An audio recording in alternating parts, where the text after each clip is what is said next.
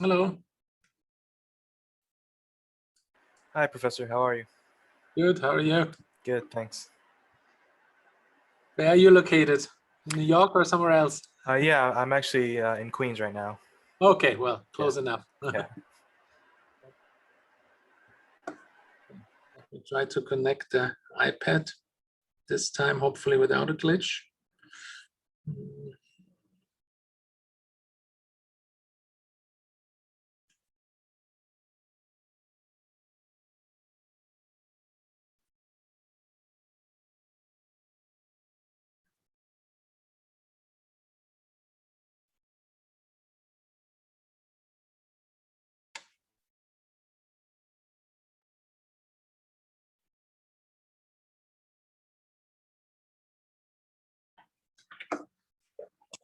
Right.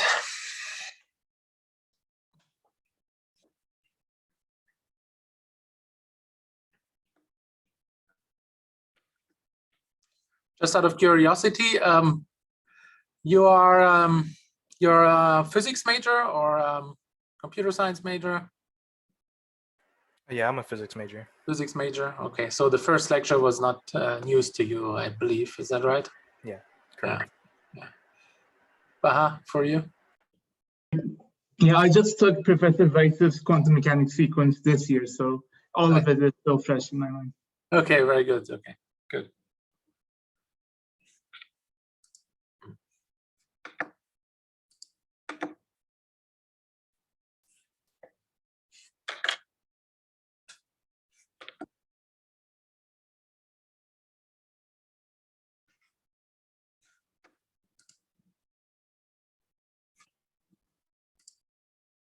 Hi, Joseph. Hi, Professor. How are you? Good. How are you? I'm doing okay. Good. I also caved in and I switched to iPad note taking recently.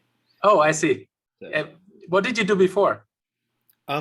paper and pencil, and then I guess I previously had a borrowed like Windows tablet from somebody. I see. Yeah, I mean, actually, for notes that I use myself, I still like a lot paper and pencil, but I think for the class, it works actually quite well. Of course, that's only my impression. If any of the attendees have opinions of what to improve, please let me know. You can use a chat or speak up. Anything that helps you guys, follow the online teaching better, it's going to be valuable information to us. So actually, in that context, I realized in the last class we didn't have a break, so we will definitely make a break after 45 minutes. So I guess for last class it was sort of bearable because the first part was a slideshow, but today we're gonna do a 5-minute break in the middle. Okay, probably we should wait for a few more minutes.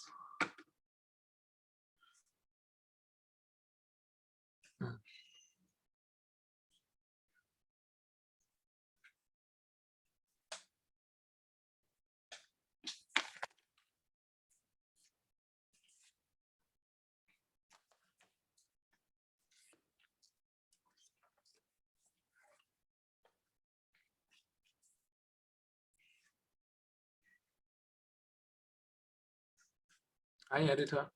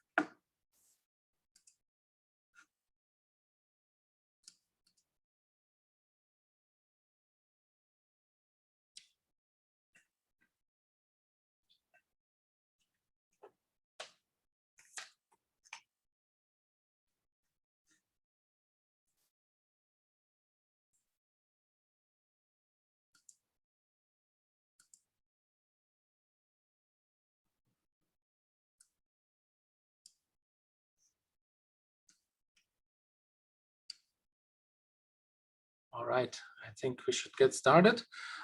So welcome back, everyone. We ended the last class with a discussion of quantum mechanical systems. In particular, we started to focus on two-level systems. We discussed atomic states, and that a possible two-level system is just considering the lowest lying s and p orbital. Then we briefly summarized the properties of spin 1/2 systems, which is a two-level system, a very pristine two-level system. And today I want to continue this discussions of two-level systems that are of interest, and start looking at photon polarization, which is maybe something that you haven't, discussed too much before as a quantum mechanical two-level system. So just to give you the background, sort of in a classical case, the electric field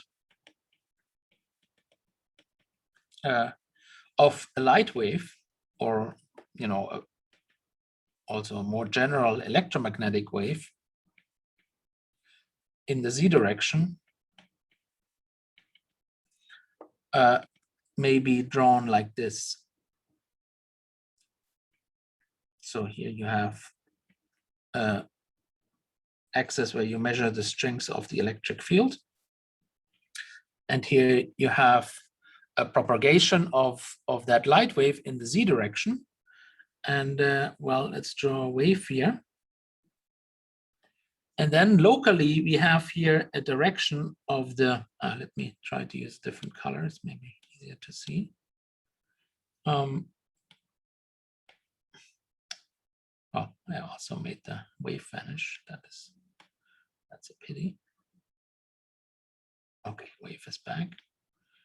And then here we can draw little vectors that indicate the direction of the electric field. And all these vectors are pointing in one direction. So this is actually called the linear polarization.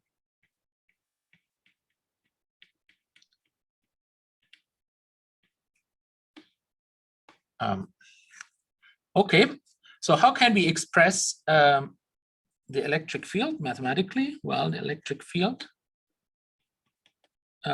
vector for a wave that propagates in the z direction may be written as an amplitude in the x direction, an amplitude in the y direction, and then for generality, we can introduce a phase factor e to the I phi, and then the oscillating part that wiggles is expressed here as a complex e to the I kz minus omega t part.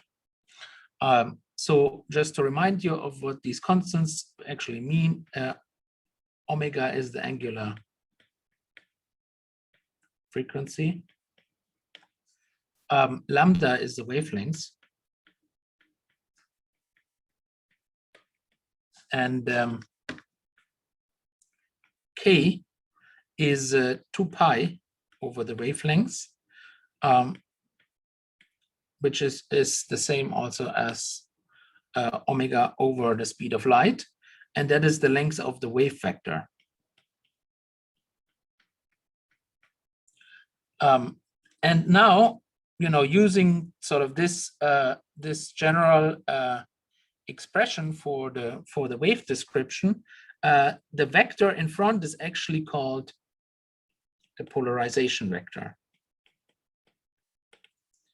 And we can write it as Ex times unit vector in x direction, Ex, plus Ey, e to the I phi times unit vector in the y direction, with now the total amplitude of the electric field being E naught equals Ex squared plus Ey squared square root of the whole thing. So basically the idea is, if we look now in a plane, let me also use different color just to make sure that is more visible. If you look here in the xy plane, So here's X, here's Y, and Z direction goes into our drawing board. Then in this case,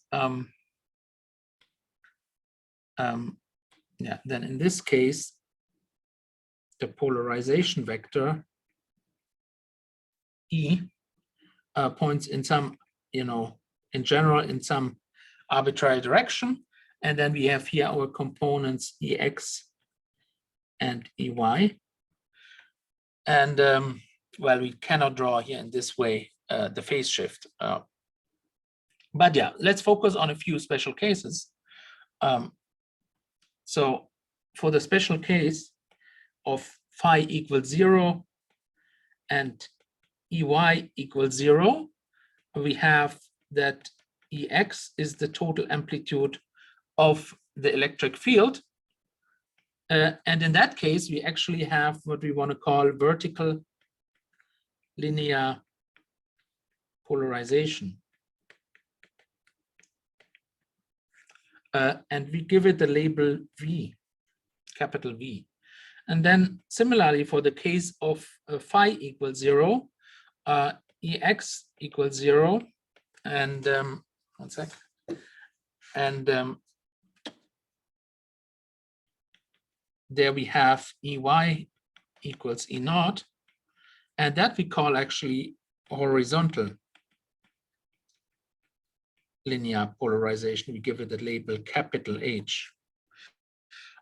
Just for completeness, if phi is different from 0, that is the cases where you have elliptical or circular polarization, which is also important, but we don't want to discuss that here in detail.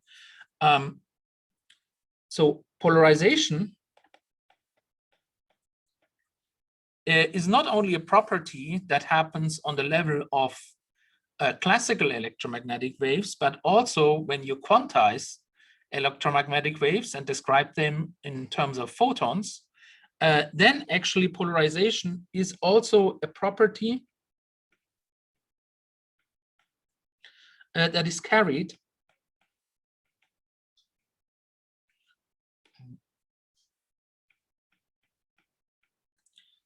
by the individual photons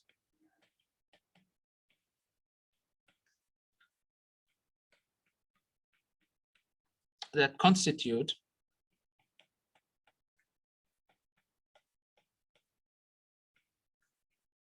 the light field.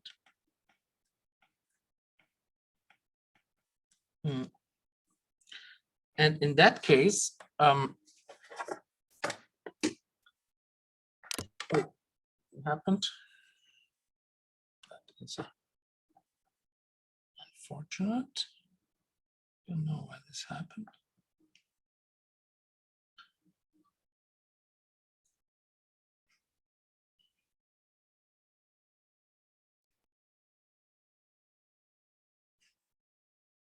Okay. Should be back, hopefully, yeah.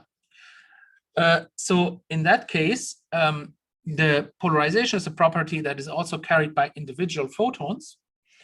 And in that case, we actually describe polarization as a state ket. And the ket V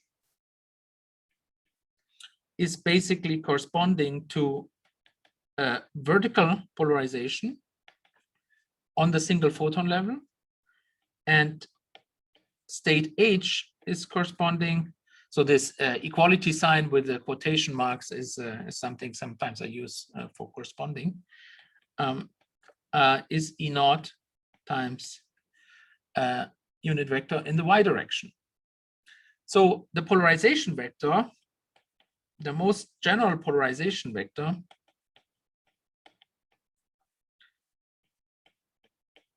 quantum mechanically, of a single photon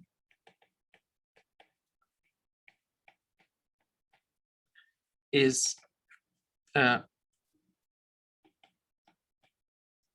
ket H plus e to the minus I phi times V. And again, here we have a quantum mechanical two-level system. that is basically having the same properties as the spin 1/2 system. Okay, so that is our discussion of photons. Let's introduce one more quantum mechanics system that is important, and in particular important for quantum computing, and that is a quantum system that is called superconducting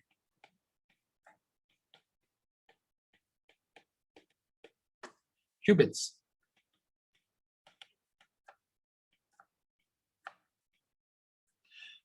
So for that, we actually start again classically. So we consider an LC circuit. And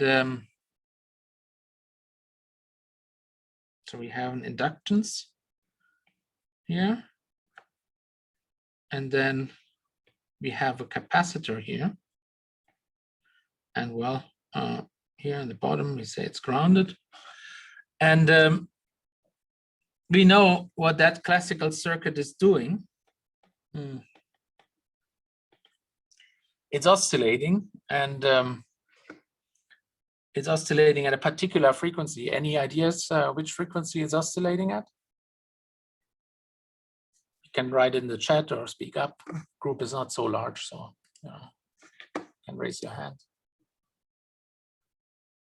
Okay, sorry, we are doing some classical physics here, so not quantum mechanics. But anybody has a guess? What's the oscillation frequency in that circuit? Let's say you have some. You consider the charge as a function of time in that kind of circuit. Any guesses?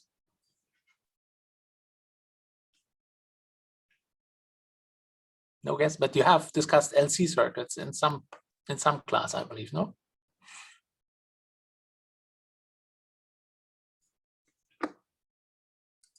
Aha. Yeah, this looks very good. Great. So we have oscillation frequency of this circuit at omega c equals 1 over square root of LC, or square root of 1 over LC.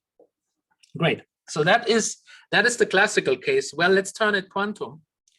And it turns out that an oscillator, a classical oscillator, can be quantized. You know that for a mechanical oscillator from your quantum class, you have discussed the quantum mechanical harmonic oscillator, and that same kind of idea also works for. Whoops. Why did? Oh, sorry. That kind of idea also works for an electrical harmonic oscillator.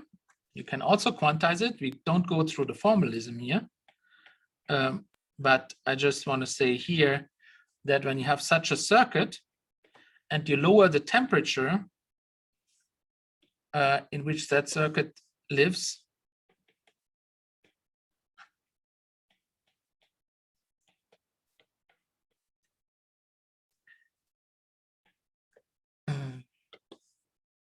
I see sometimes I touch with the back of my hand something here that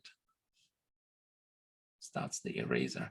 Okay, if temperature T is very low, not again, very low,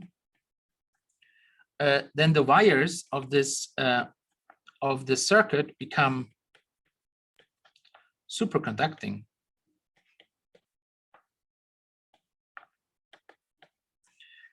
And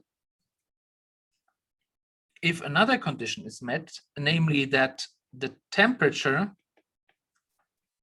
or the energy scale that corresponds to the temperature, which is the Boltzmann constant times the temperature, is much smaller than h bar omega c,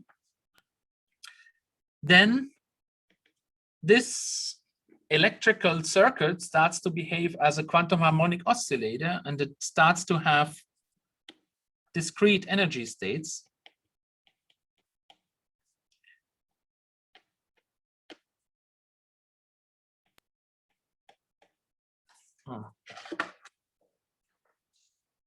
discrete energy states of a quantum harmonic oscillator. So just sort of for completeness, it turns out that the Hamiltonian in this case takes the form phase phi operator squared over 2 times L plus the operator of the charge over 2 times C describes the circuit. And you see here that the phase operator takes the form or takes the role of the momentum operator, and this charge operator here in the back takes the role of the real space coordinate. So just as a reminder, for the mechanical oscillator, the Hamiltonian is like this.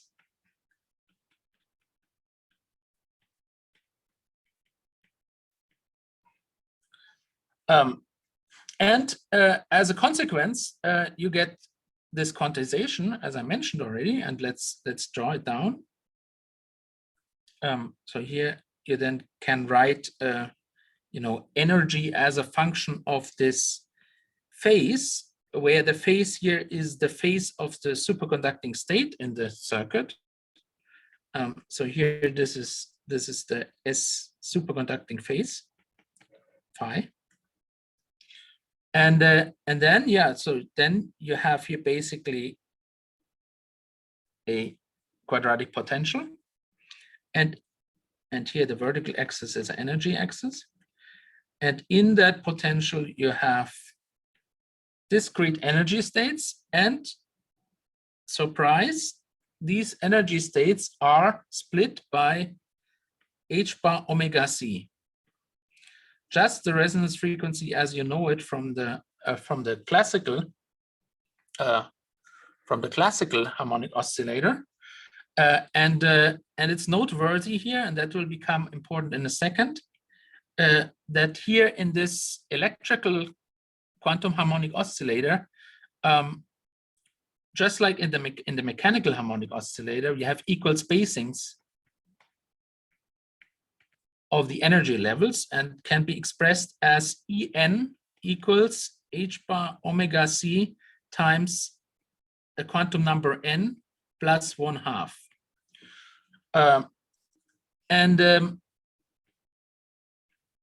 It turns out, or maybe it's a question for you, is that a system that can be described as a 2-level system? Is that a good quantum mechanical 2-level system?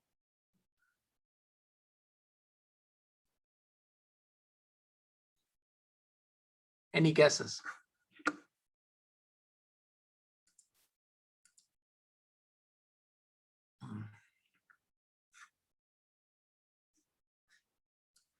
I haven't familiarized myself yet with the polling feature, so next time I try to set up a poll.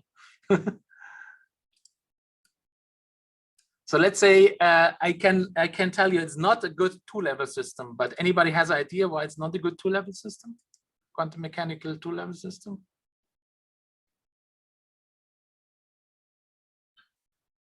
Any ideas welcome.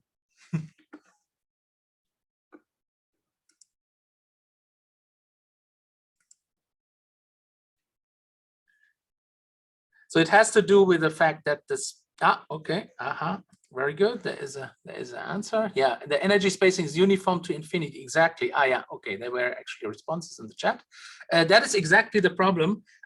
So this is not useful as a 2-level system because let's say you want to transfer the system from the ground state to an excited state, to the next excited state. You will be able to do that, but the thing is, the same frequency will also be resonant to excite the system to the next higher state.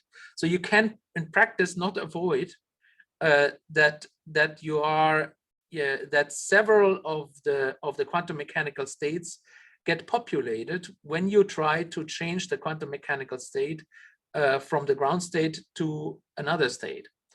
And maybe actually this is a little bit too early, the discussion. This will become clearer why this is a problem actually in the second half of the lecture today. But basically the issue is that you cannot control individual quantum states if the energy spacings between each of them are identical, because when you use an electromagnetic wave to excite the system from one state to the other, you can excite it also to many other states, and that's not allowing you in practice to isolate a two-level system. So okay, so what can we do? Well, we need to make a change to the circuit, and what is done in practice is that in that circuit, the L, the inductance, is replaced with what is called a Josephson junction.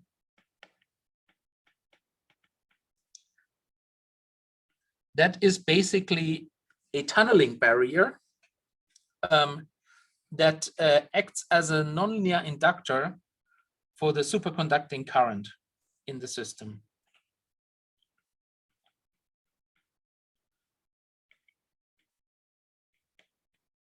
So we don't have the time, unfortunately, to discuss the details of Josephson junction. Not sure that is covered in any class. Did anybody hear about Josephson junctions before? Yeah. So that is something, you know, if you have some time, take some time and look it up on Wikipedia. It's basically the physics of it is very interesting, but it's not essential for the class. But it's a fun topic to read up on. I cover it in my applied quantum mechanics class, but I haven't taught that class in the last year, so you guys have not heard about this. So anyhow, in this case, the circuit is a little bit changed. It's almost the same, but you know, we just replace here our L with a Josephson junction that is written with this symbol with the cross here that I chose. And it turns out then that in this case, the Hamiltonian of the system is not a harmonic oscillator anymore, but it takes the form Q squared over 2C. So the charge part stays the same, but the phase part has a cosine phi dependence, and that is nonlinear. That is highly nonlinear. So the outcome of this is that the quantum states of this system are quantum states of an anharmonic oscillator.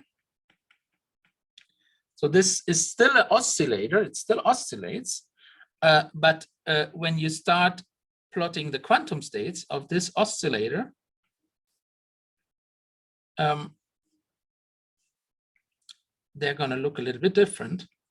And here I plot again here the superconducting phase. And the potential is not a harmonic potential anymore, but it's, you know, it's something, it's something curved due to the influence of the cosine term. Okay, that's not a great drawing.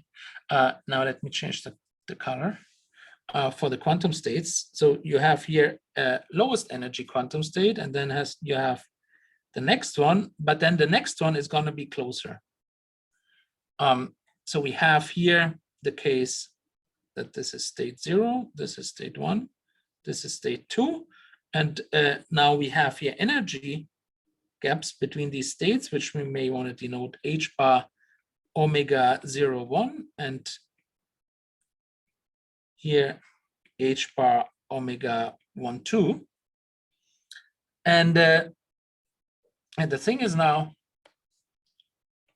that omega 2, 1 is smaller than omega 0, 1. That means the energy spacings are not equal anymore.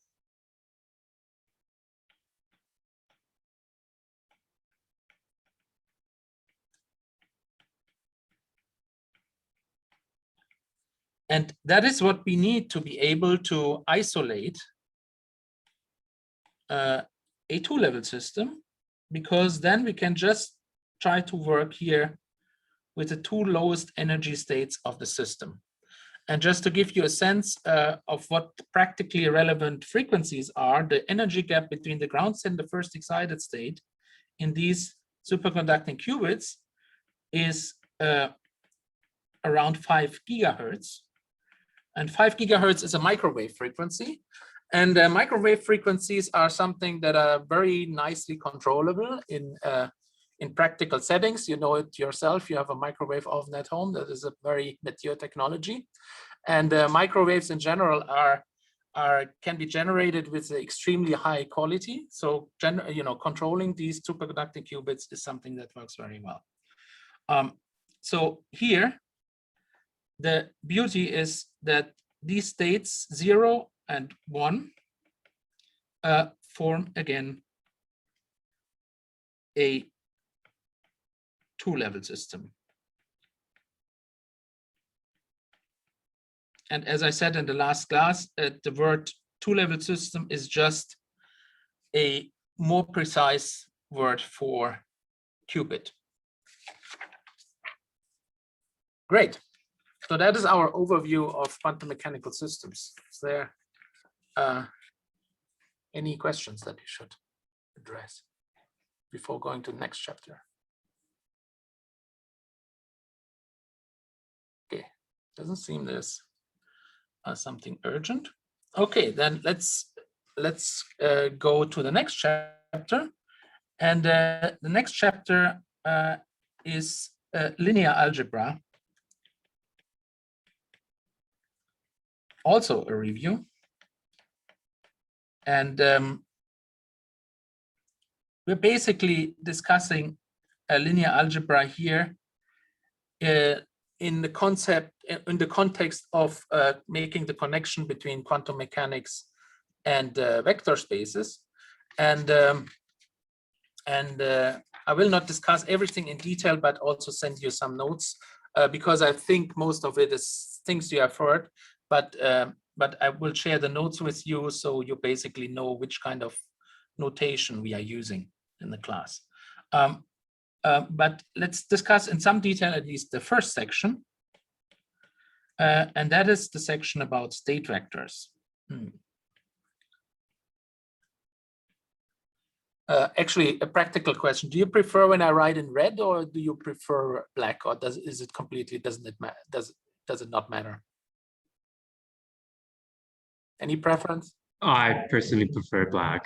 Oh, you prefer black? Okay. Yeah, mostly because like red is a bit of hard for me to see. Good point. Okay, great. Then let's switch to black. Good, great. Okay, that's going to be abrupt change, but okay, no problem. Okay, so wave functions can be interpreted. And you saw some of this already in the discussion, for example, of the spin 1/2 system, can be interpreted as vectors in a vector space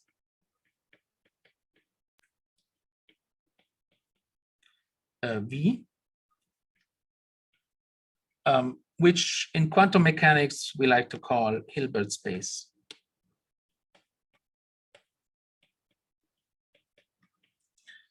We denote these vectors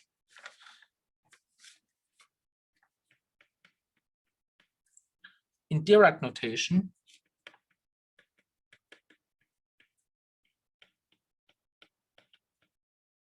by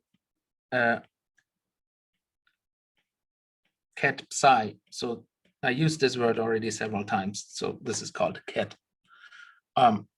Then for state vectors, what is possible is a linear combination.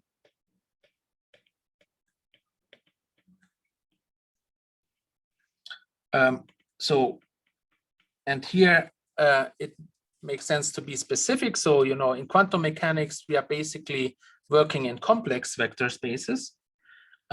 So for numbers Ci that are complex numbers, and for wave functions psi I that are part of our complex vector space, where the I, takes values from 1 to some finite n, we can write a linear combination psi equals C1 psi 1 plus C2 psi 2 plus, all the way to Cn psi n. And now the key part is that also this new vector is part of the vector space. So linear combinations are also allowed vectors in our vector space. Which is another way of saying sums of quantum mechanical wave functions that are part of a particular Hilbert space are also allowed wave functions. A set of vectors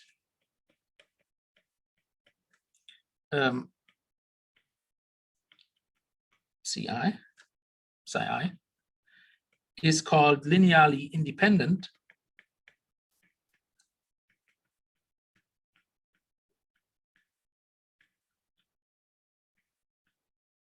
sometimes I'm going to abbreviate as Li, if none of the vectors in the set can be written as a linear combination of the other vectors in the set. A linearly independent set of vectors. Oh God. Not sure why this happens once in a while.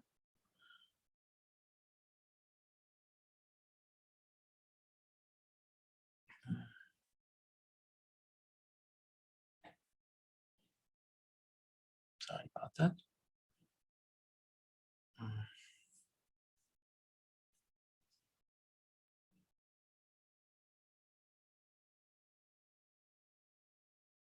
Okay.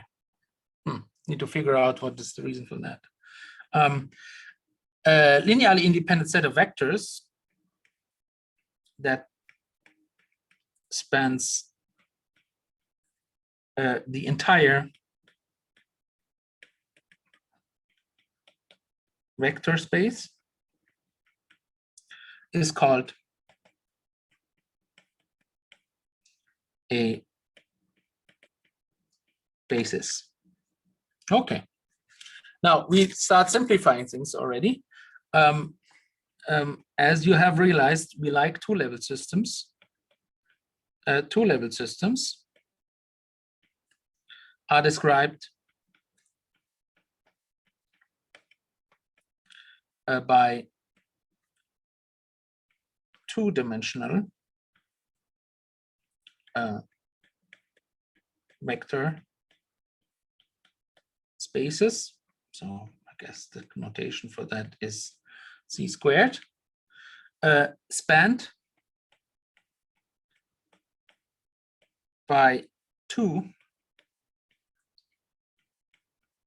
basis vectors, V1 and V2.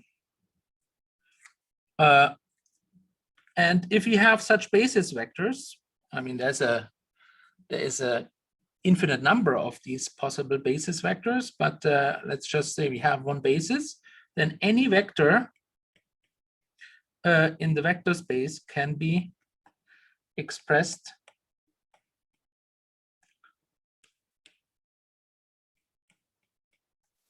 by a linear combination psi equals C1 V1 plus C2 V2.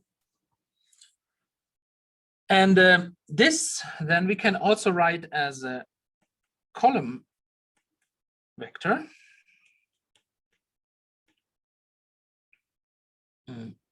So psi is just our prefactors C1 and C2, which are also called probability amplitudes. And this is our ket. And when we do the complex adjoint,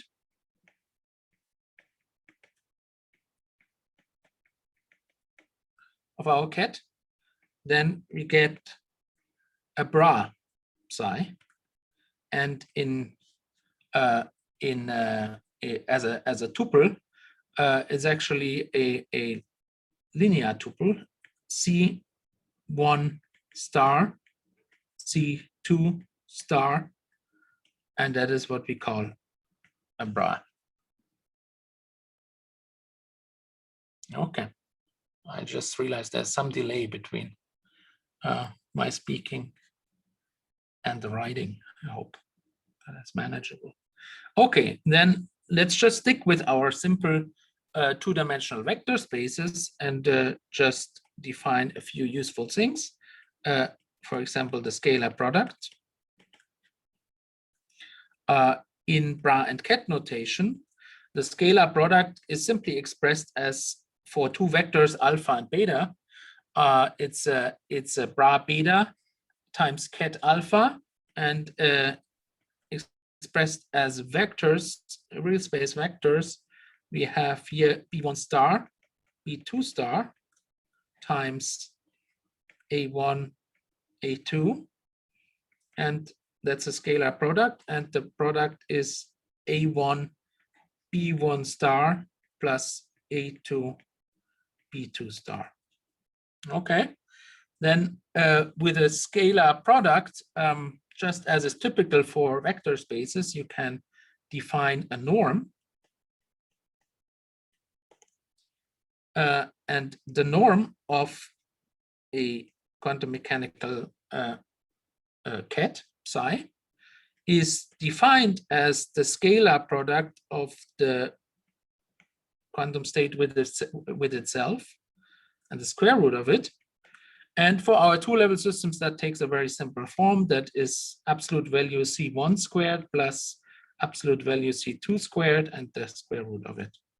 And this is something that you can interpret as the length of the vector. And now, in this notation, a few things that we already mentioned in quantum mechanics. Vectors are normalized, and that can be expressed as bra psi ket psi equals 1. Then vectors are orthogonal if the scalar product between them vanishes, and basis vectors are orthonormal.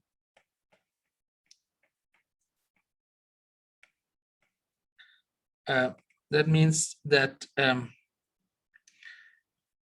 scalar product between basis vectors with the same index is 1 for all indices I, and the scalar product between arbitrary basis vectors Vi and Vj is the Kronecker delta that we mentioned also in the last class already.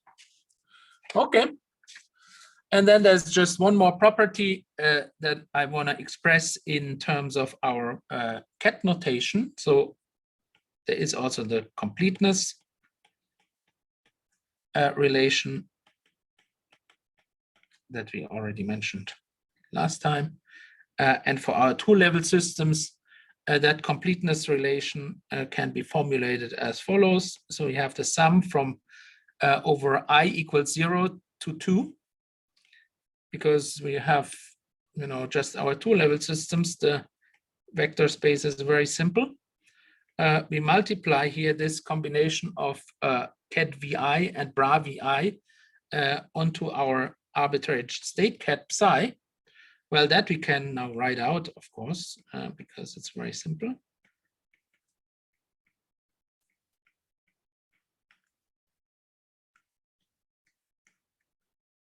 And this we can multiply out now, and we get V1 times bra V1 times ket psi plus ket V2 bra V2 times psi. And it turns out, if you plug in the expression for psi from above, you will directly find that here the V1 times psi is equaling C1, and this is equaling C2. So we just find that this is C1 V1 plus C2 V2, but that's exactly the same thing as psi. So what we have proven here is that the sum over all i's with the basis vectors forming the ket vi bra vi product, we find that this is 1, and that's a very useful relation to derive things in the bracket notation. Okay, the next chapter is about linear operators.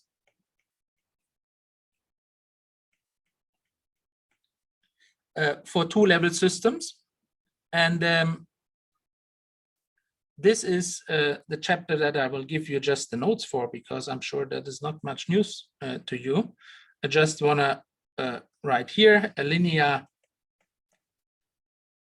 operator A hat transforms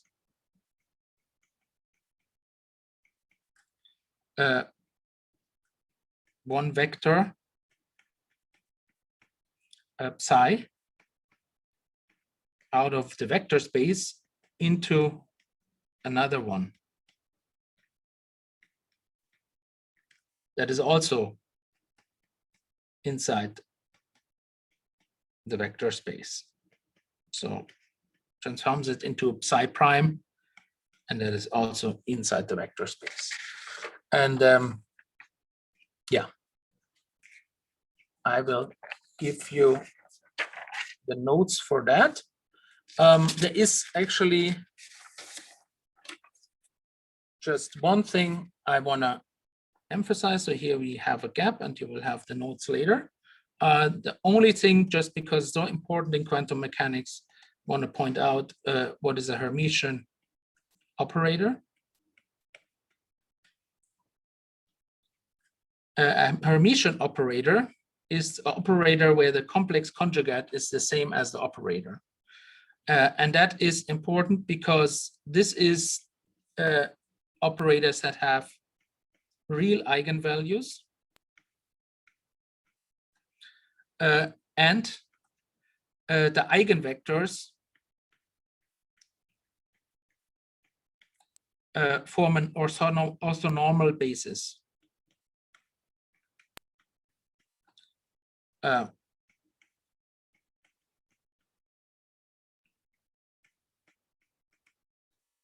And the thing, oh God, it's stopped again. My God, why does it stop? Oh no, still there? No, I think it's frozen.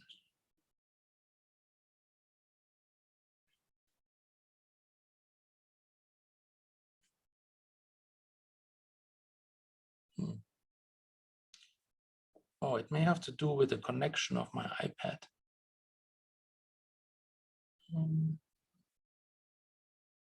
Okay, I need to reconnect to the iPad. Sorry about that.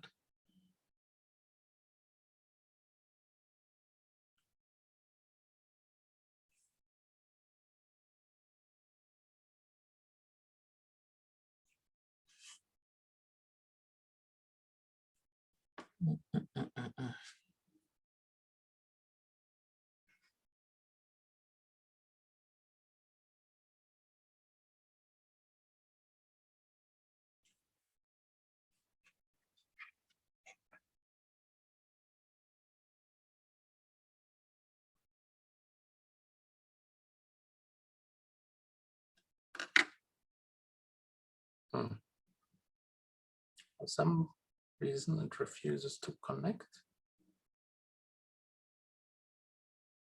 Not sure what's going on.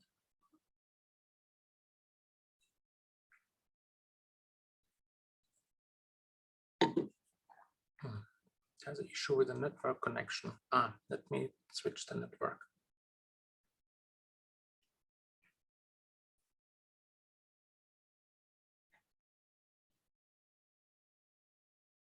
Okay, I think now we are in better shape.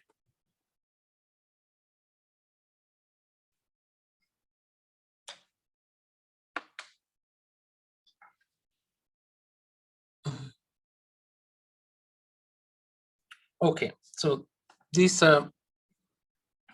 eigenvectors form a basis, and all quantum mechanical observables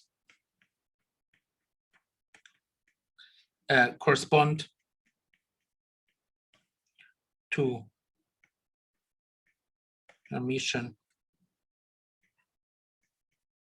operators.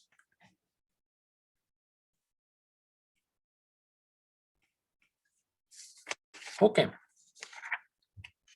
that is what I want to say about that, and that is a good time to have a break. So we'll do 5-minute break and reconvene at 3:40 EST.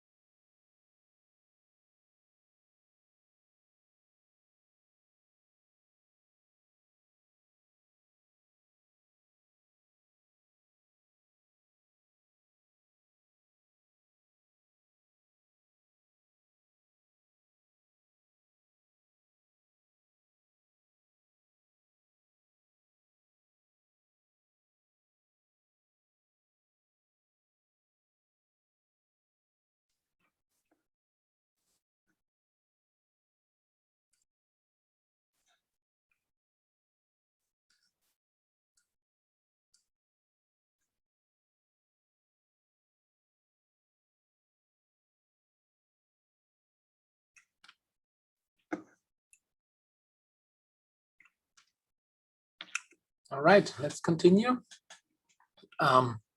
Before restarting, actually, I also want to take the chance to introduce Henry as one of the tutors. Henry can say hi, and I think Henry also has an announcement that may be of interest Sure. to all of you. Yes. Hi, everyone. I'm Henry. I worked for a bit in Professor School Lab on basically building the imaging system. I'm currently doing a bit of work around superqubits, but I'm also be one of the TAs for this course, so hopefully I get to meet some of you on Friday. But I had a quick announcement. There is, outside of this course, I'm also involved with the IBM Qiskit open source community. And in 2 weeks from now, there's going to be the 5th anniversary of their IBM Quantum Challenge. So it's just kind of like a little competition, low stakes if you guys are interested. It's a nice chance to basically release kind of like 5 problems that you can solve with the Qiskit framework. And by that time, we'll have kind of introduced some of the Qiskit framework and you'll have some practice with it. So it's a nice opportunity to just get some more, more experience with it. And I think if you win as well, there's a few prizes. But that's coming up in 2 weeks from now. I think there's going to be some more information published later, but I'll just drop the link in the chat if anyone is interested. So That's yeah, great. thank you. Yeah. Great. So yeah, watch out for that. And yeah, we'll repeat this, I think, in the tutorials. Yeah, great. Okay, then let's continue, and let's actually get into the first really interesting topic, and that is the question of changing the quantum state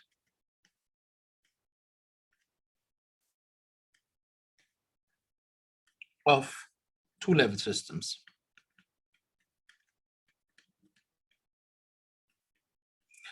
And we talk about all these beautiful like quantum mechanical systems before, and also I think in your quantum 1 and quantum 2 class, you may have discussed all kinds of interesting, quantum mechanical systems, atoms, particles in a box, harmonic oscillators. But a question that is often not addressed in much detail is, if you have all these quantum states, what can you do with it? How can you actually control a quantum mechanical system to be in a particular one of them? Or, more generally, how to create even superposition states of these discrete quantum states, sort of it, connecting to what we discussed in the slideshow on Tuesday. Basically 3 interesting principles. One is discrete energies, one is superposition, one is entanglement. So the question is, how can we create superposition states in a well-defined way? And that's what we're going to discuss in this chapter. Before going into the derivation, first we want to clarify sort of a useful concept, and that is the concept of the Bloch sphere. That is maybe something you have heard before. So, as we, from now on, basically, we are only going to continue talking about two-level systems. And the general state of a two-level system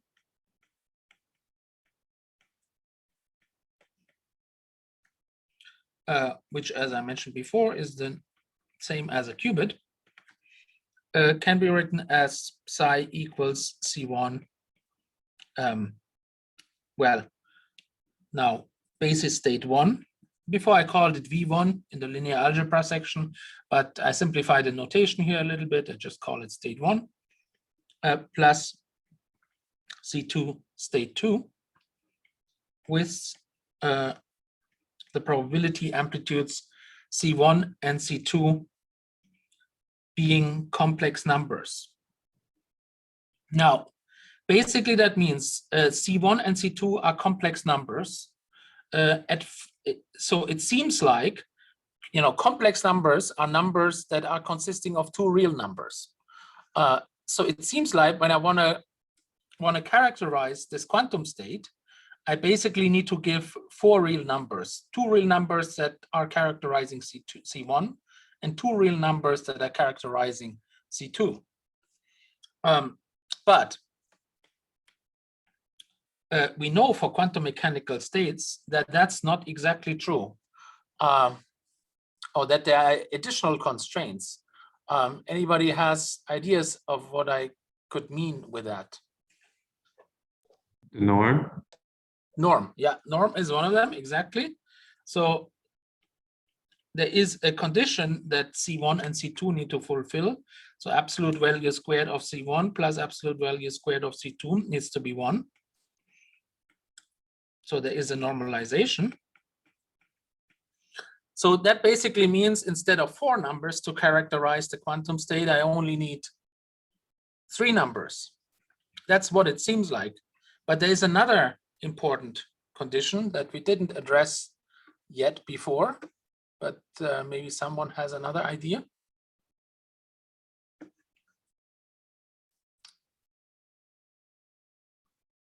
Has to do with the phase of the quantum state. Does that ring a bell? Possibly you've never heard of this, but so it doesn't, doesn't matter. But the additional condition that matters here is that the global phase of a quantum mechanical wave function cannot be detected.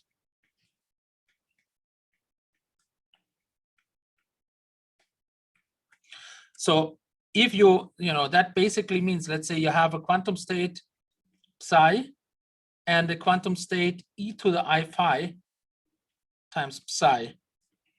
From the physical perspective, there is no way to detect the existence of this global phase. And that means that our probability amplitude C1 can always be chosen such that it's a real number. Because let's say, let me actually write that as an example, because otherwise it may be confusing. Okay.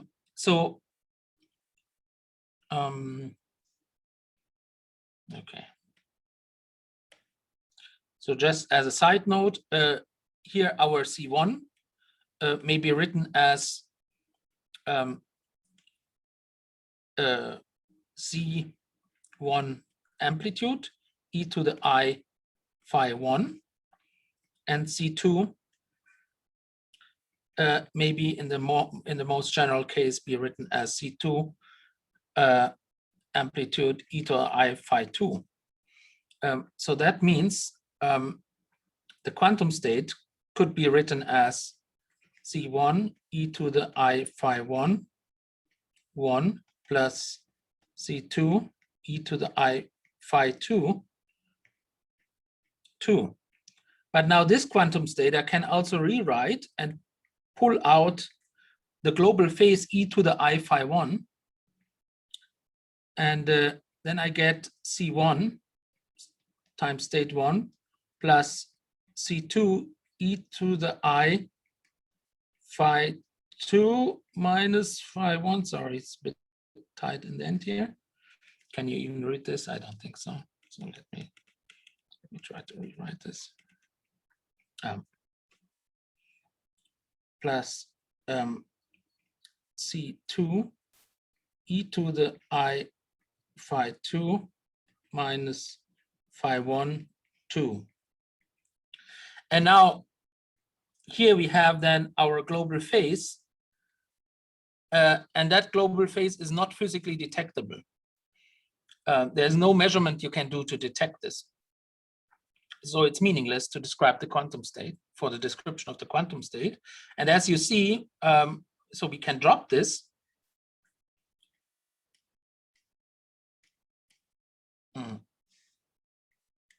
And if we drop it, the C1 all of a sudden becomes a real number. C1 length, the length of the amplitude of C1 is a real number. So that means that that means 2 parameters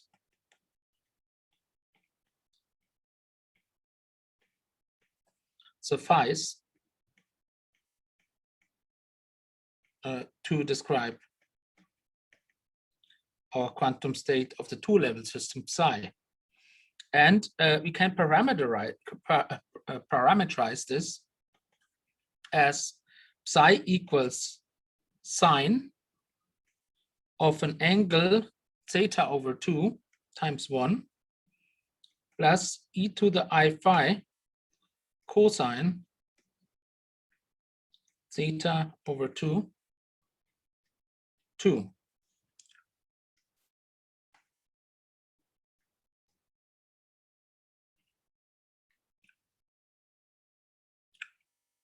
So just with 2 angles, phi and theta, you can describe the quantum state. So with 0 being smaller or equal than theta, being smaller or equal than pi, and 0 being smaller or equal than phi, being smaller than 2 pi. And now, yeah, this part takes the role of C1, and this part takes the role of C2. And you see, C2 is a complex number and C1 is a real number. So now, basically you describe the quantum states with 2 angles. Well, that reminds you of something. This reminds you perhaps of spherical coordinates. And so you can use these 2 angles to define what we now call the Bloch vector. Bloch vector lives in a space where we like to define denote the coordinate axis with letters U, V, and W. And the vector components are sine theta, cosine phi, sine theta, sine phi, and cosine theta. Okay, let's try to draw this Bloch vector in the Bloch sphere.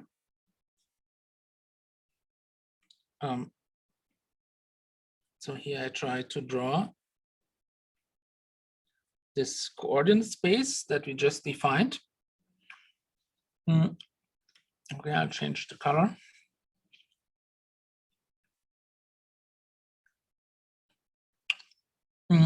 And you will convince yourself that for theta equals 0, the quantum state will be just pointing into the W direction with a value of +1. So this corresponds then to the quantum state 2. And the bottom, the south pole, corresponds to the quantum state 1. So north pole, quantum state 2, south pole, quantum state 1.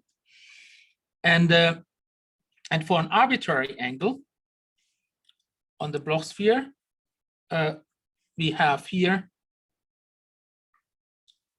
a vector, the Bloch vector, which has unity lengths because of the normalization. And here that angle to the W axis is our theta angle. And then as usual, the projection on the U and the V axis can be calculated using our angle phi, just like in spherical coordinates. So the great thing now is that each quantum state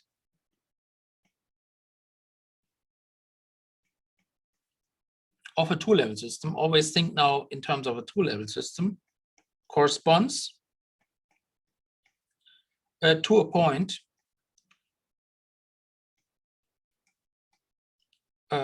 on the Bloch sphere. And that turns out, that sounds like something, abstract to you now, but that turns out to be an amazingly useful visualization tool for quantum states of 2-level systems.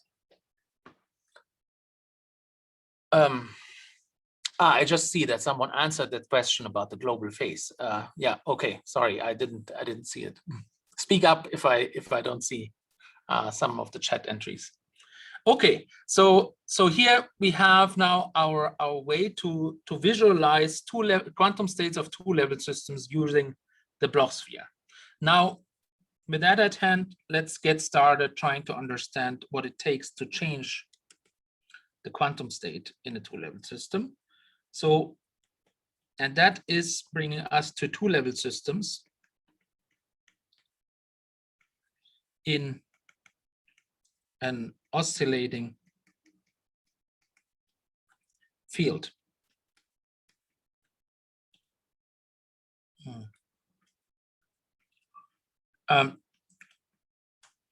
So that is relevant for qubits, that is relevant for atoms, superconducting qubits, NMR or MRI imaging, nuclear magnetic resonance imaging or magnetic resonance imaging, as I mentioned in the slideshow on Tuesday.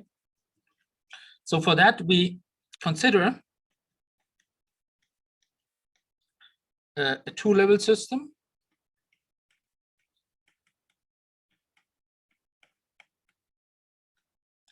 formed by the eigenvectors of a Hamiltonian H0. And now, since we have bra and ket notations, the Hamiltonian takes a very simple form. It is h bar omega 1, which is the energy of our eigenstate 1. And the second part is h bar omega 2, which is the eigenenergy of eigenstate 2, 2, 2. That's how we express our Hamiltonian. And it describes the situation that we have two energies, that we have two states, state 1 and 2, and they are at energies h bar omega 2 and h bar omega 1. And we illuminate this thing with a electromagnetic field. Oh God, it crashed again. Sorry about that.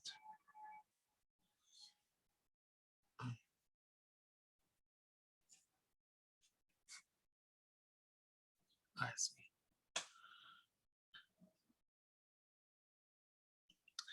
And yeah, it's illuminated by an electromagnetic field with a wave with a frequency omega L. And the energy gap between the two quantum mechanical states is h bar omega 2, 1, where we just defined delta energy between 2 and 1 is h bar omega 2 minus omega 1. And that's what we call h bar omega 2, 1. So here, this notation for the Hamilton operator may look weird to you, but when you use this bra and ket notation and consider the time-independent Schrödinger equation, you will find that this notation actually works and does exactly what you expect. Now, for a system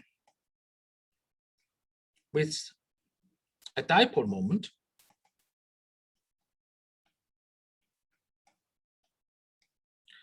the interaction energy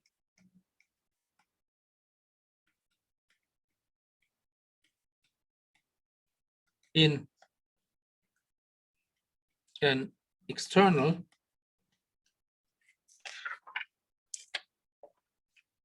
electric field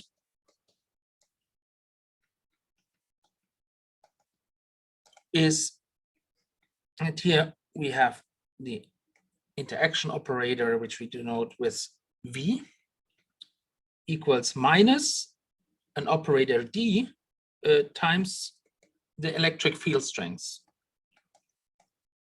And that is our interaction term. So here, this is electric field. And here, the D is the dipole operator that we actually introduced last time.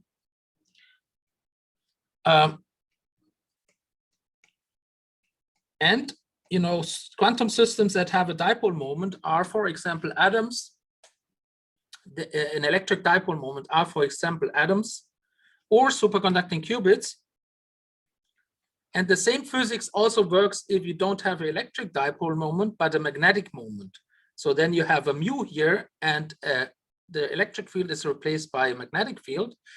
And that's exactly the physics that changes the quantum state that is relevant for changing the quantum state of the spin 1/2 system. So for example, of electron. So you can replace this. It's completely analogous. So we assume now an oscillating field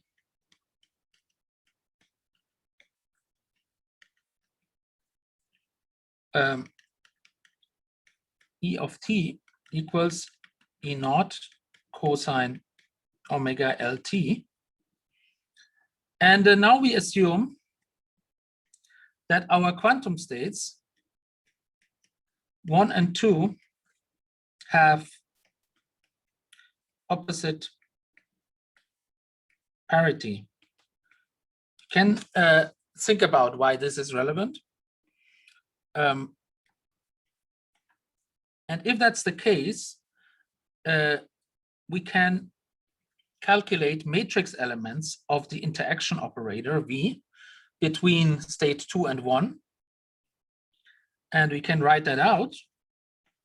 That is Bra2 dipole operator Ket1 times the time-dependent electric field times now a number that we denote D21, that's just this matrix element of the dipole operator, times the oscillating electric field. So this here is then the quantum mechanical expression for the dipole moment. And it turns out only when the states 1 and 2 have opposite parity, the dipole moment is different from 0. And this we can also denote as minus D1, 2, D21, E naught cosine omega LT. And then just to save some writing, we call this V21. So this whole thing takes the form minus V21 cosine omega LT.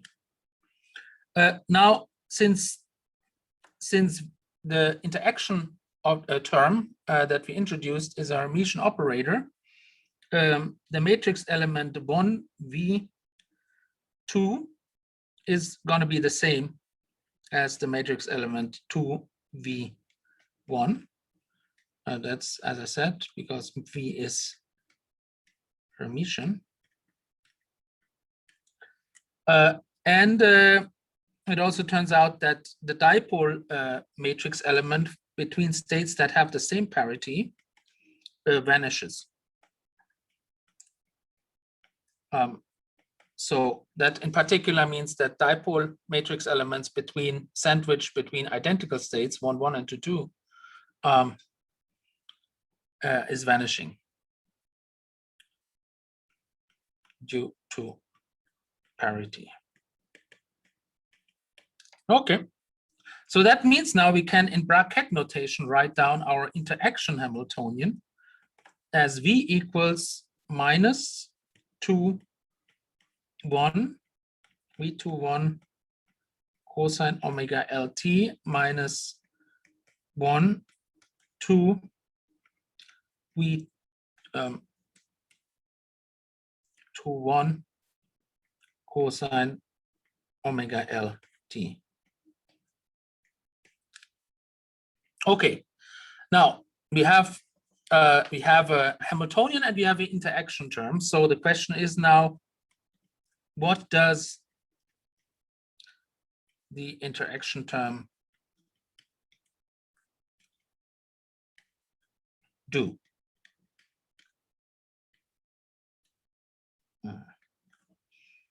And we have here then as the complete Hamiltonian of the system, H0 plus an operator V that depends on T. So how can we figure out what this operator is doing? Well, we do what you know about, and that is we use the Schrödinger equation. So we use the Schrödinger equation to predict the time evolution of our two-level quantum mechanical system. So Schrödinger equation in that case is IH bar dt psi of t equals the full Hamilton operator of the system times the state. And just to write it out, the full Hamilton operator is just the sum of the unperturbed Hamiltonian H0 plus the interaction Hamiltonian V of t times psi of t. So this is the equation that we want to solve. Okay, and I call this star. And we just want to solve it assuming the most general form of psi of t, and the most general form of psi of t is C1 of t e to the minus I omega 1 t times state 1 plus C2 of t e to the minus I omega 2 t times state 2. Well, I told you about the global phase. We can pull out our global phase and rewrite this as e to the minus I omega 1 t, C1 of t 1 plus C2 of t e to the minus I omega 2 minus omega 1 t times state 2. And here, this is the global phase that cannot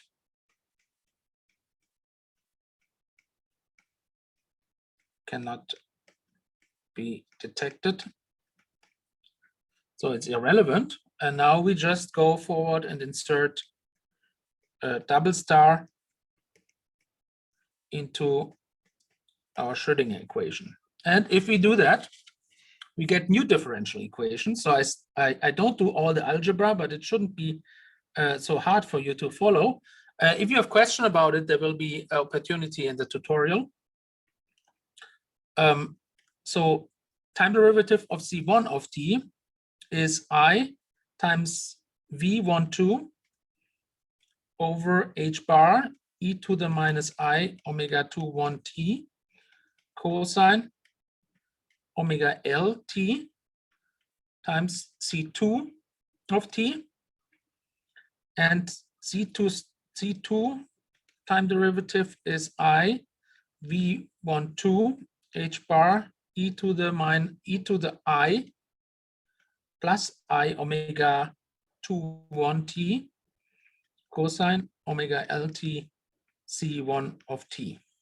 So you see, you get a new pair of coupled differential equations to determine C1 and C2.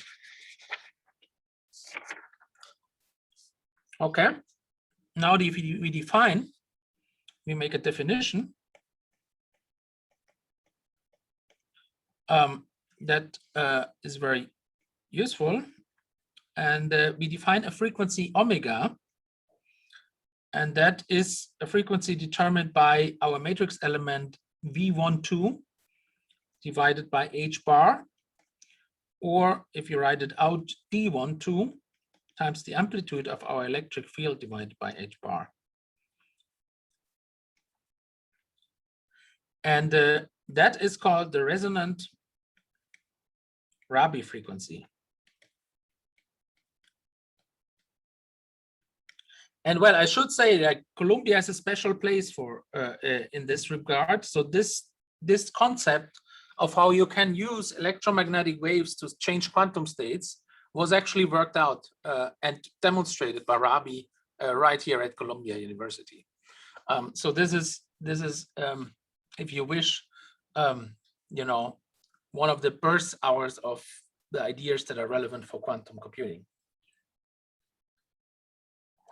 It happened right here. So now we can continue trying to make progress on deriving the form of C1 and C2. For that, we want to rewrite cosine omega LT in its exponentials, 1/2 e to the I omega LT plus e to the minus I omega LT. So then that gives us then C1 time derivative equals I omega over 2 times e to the I omega L minus omega 2 t. There's a question or comment. One of the things we do when tuning superconducting is a Rabi sweep. Yeah, exactly. Plus e to the minus I omega L plus omega 2 t times C2 of t. And the second differential equation for C2 is as follows. I omega naught over 2 e to the minus I omega L minus omega 2 plus e to the I omega L plus omega 2 t C1 of t. And now we make an important approximation. We basically imagine we integrate these two equations.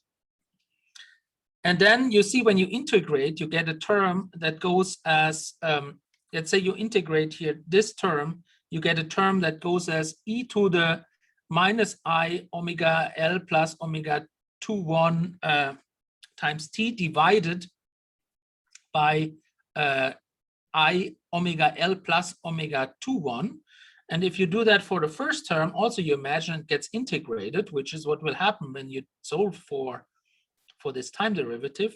Then you divide, you get a term that is divided by omega L minus omega 2 And if you divide by a smaller number, the outcome will be more important than if you divide by a larger number. So it turns out for the integration of this differential equation, the first term is much more important than the second one under the condition that omega 2 is very similar that omega 2 and omega L are very similar, which means the light field is resonant with the transition between state 1 and 2. So if that is given, then we can make the rotating wave approximation.